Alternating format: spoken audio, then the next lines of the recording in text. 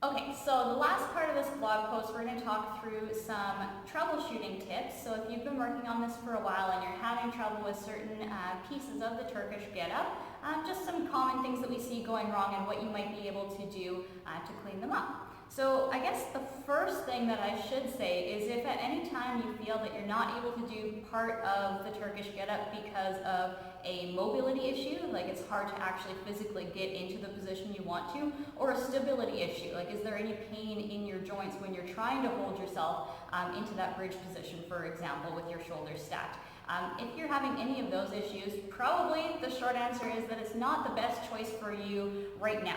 So what I would do instead is take a step back, practice the pieces of the Turkish getup that you can do comfortably right now, work on improving your shoulder, hip, knee, whatever it might be, stability elsewhere in your workouts, as well as the mobility, whatever might be lacking there, and then revisit it later on. So there's never any reason that everyone has to do any one particular exercise, and you've probably heard us say that before if you've been following us for a while, but we do like the Turkish getup quite a lot. That doesn't mean that every single person is built to do it. So if it doesn't feel right, it probably isn't right, and maybe just avoid it for right now. So with that out of the way, let's say if everything's kind of feeling okay, but it's just not looking or feel like we're not performing the way that we should be. So let's start with the first part of it again with the quarter getup. So the piece that I see kind of go wrong here the most is trying to use too much momentum as we come up off the ground. We sometimes see the hip flexors try to take over and do some of the work that the core should be doing, and in doing that we get kind of like that straight leg lifting up off the ground as we roll. So a way that we can troubleshoot this is if you do notice, let's see where you guys can see me here. So let's say if I was starting from here and I felt that as I was trying to sit up, I'm getting that leg kind of popping up and then coming back down as we go.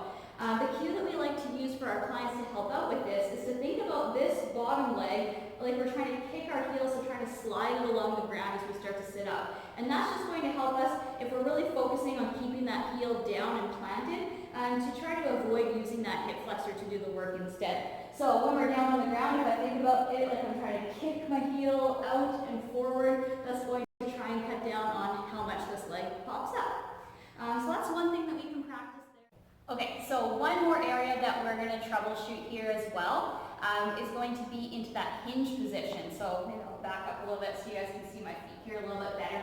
When we come into that hinge position, I kind of mentioned it when we initially went through the technique, but if we're kind of staying right upright here, or even if we're coming off the ground and we're in this position out to the side, it's really hard for me to be able to pull myself up through my torso without moving my hips. So I'm a lot less strong from that position. So instead I'm going to use my hips through there like we talked about before. But one other thing that we can do is to put ourselves in a position where it's easier to get into that hip hinge, is just instead of having both of my knees straight forward like I typically would in a knee lunge position, I'm going to have a little bit of an angle through this back leg. So I'll have a little bit of rotation through my hip to allow me to sink those hips off to the side a little bit better.